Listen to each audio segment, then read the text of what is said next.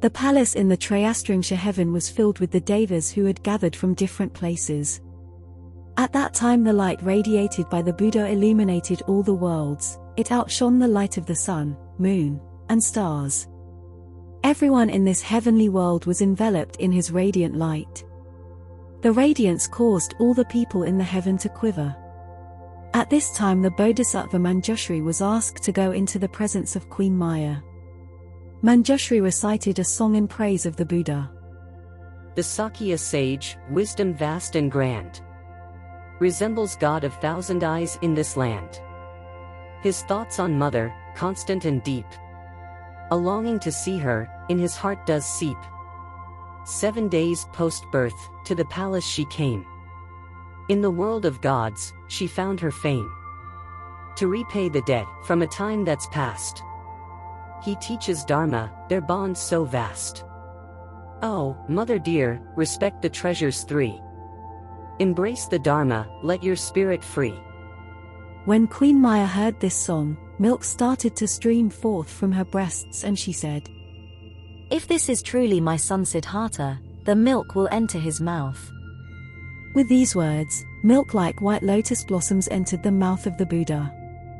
Queen Maya rejoiced at this, and with a radiance on her face like the reflection of the sun on thousands of lotus petals, she said to the Bodhisattva Manjushri, "Ever since I became the mother of the Buddha, I have never met with such happiness and joy. I am like a person who, suffering the pangs of severe hunger, meets with delicious food. Until now your course has been a path of suffering and pleasure. From now on, please practice this path leading to enlightenment, and free yourself forever from the crossroads of suffering and pleasure."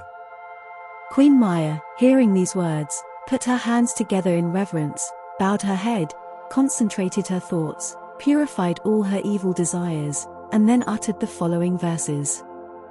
"In countless kalpa past, my milk you took. All delusions now, you've forsaken, look. To enlighten states, your spirit has climbed. To repay your debt, leave poisons behind. In the Buddha great, my trust now I place. Hero supreme, with compassionate face.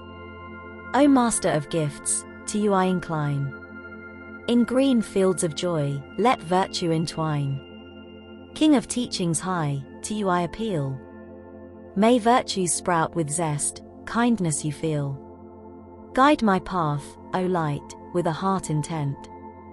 Lead me, kind sage, to pure enlightenment."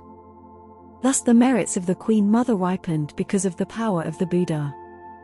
Overcoming the bonds of transgression, she entered enlightenment, she attained the state of non-retrogression. Putting her palms together she said, "World-honored one, I have escaped from the hell of birth and death and have attained enlightenment." Hearing these words, the people who had gathered raised their voices in joy. The Queen continued with these words. "Like one being burnt by touching iron heated by a fierce blaze, my mind and body were singed by heat and I was in a state of burning desire, like the leaves of a tree being fanned by a fierce wind." Reproaching her own mind, she continued, saying, "O my mind, why do you roam about within this futile realm and show no signs of calmness or composure? Why are you so restless that you do not cease your motions? Why do you cause me to become confused and bedevil me to gather things? Such a life is like that of one trying to plough the fields with a plough that breaks into pieces before it even touches the ground. I have wandered aimlessly in the ocean of birth and death and have abandoned any number of lives, however, I have not been able to plough the fields of my mind. During this time, you had me rule as a great king, or you had me wander here and there as a beggar, begging for food. On another occasion, you had me live in the palaces inhabited by gods and had me become weary of pleasures. Again, you sent me to hell and caused me to swallow molten copper and red-hot iron pellets. Thus, even though I went through various phases of life and death, you have not allowed me to escape from delusion. O foolish mind, you led me in so many different ways. I followed you all these lives and never disobeyed you. However, now I have heard the Dharma. Now do not cause me to suffer, do not become an obstacle in my path. Please strive to free yourself from various sufferings, immediately seek enlightenment, and preserve the quiescence within. Then she turned toward the Buddha and recited the following verses. In the rain of Dharma let your blessings fall, to quench the thirst of those who call and call. Nourish Dharma buds so they might bloom with grace, and let them grow gently in sacred space. Bestow on us wisdom's nectar and its fruit. In the wandering night, be our resolute. Bound by dark chains, the path we fail to trace. Show us the way to joy, a luminous place. Your wisdom stands tall, like mountain peaks so high. Deep valleys below, where clear waters lie. Luxuriant herbs, by these waters do grow. O Buddha, you cure with wisdom's gentle flow. In your prescriptions, the medicine does lie. Faith in you brings joy, to the earth and the sky. You, who relieves ages of endless pain, grant wishes true, like the refreshing rain. O Buddha, for the mother who gave you life, extend that love, ending all sentient strife. Reveal the Dharma with your compassionate gaze, so all may receive, and enjoy, sing your praise. The Buddha said to the Queen Mother, Queen Mother, the reasons why people cannot free themselves from illusion are their greed, anger, and ignorance. Because of these three poisons, they cannot even be reborn in the heavens. How much less when they attempt to leave the realm of birth and death? In this world they lose their reputations, they are shunned by their friends and relatives like clods of dirt, and at the time of death they are beset by fear. They lose control of their minds and leave only deep regrets because of these poisons. Wherefore, if one seeks the other shore of enlightenment, which is release from these bonds, one must cut the roots of suffering. Just as a wild horse is bound by ropes, a foolish mortal being is bound by evil desires and cannot move. So you should truly perceive the mind and body that make up yourself. Then you can be released from the sufferings of birth, old age, sickness, death, and sorrow. This is what is meant by cutting the roots of suffering. Thus you can free yourself from delusion, from attachment, and from hatred. At this time a god named Chandradeva appeared from amidst the multitude and arranged his robes, paid respect to the Buddha, and praised his virtues by reciting the following verses. In pity, O sage, for mankind you did strive. To seek enlightenment, kept the hope alive. Through boundless epochs, pain you did withstand. For the good of all, in every land. Your mind, a haven, calm and serene. Bringing happiness, like none have seen. Your virtues vast, like the endless sea. In compassion's depth, you found the key. Fears far removed, in love you dwell. Loving all as self, in this truth we tell. Though you wander, O sage, vast lands so wide. No attachment holds, in none you reside. Though offerings to countless Buddhas you've made, no single one holds you, in its shade. Darkness vanquished, the path's now clear. Evil is defeated, and we hold dear. For in Dharma's founding, the truth does lay. Both heaven and earth in joyous display. Ending his song of praise, the god asked the Buddha, World-honored one, for one who wishes to follow the path, how is it possible to attain the highest wisdom and practice and reach the shore of enlightenment? The world-honored one answered, saying, O God, the Bodhisattva knows that all things arise naturally, that all things are originally pure and without self, that all things are not born, neither do they exist without change, nor do they come into existence.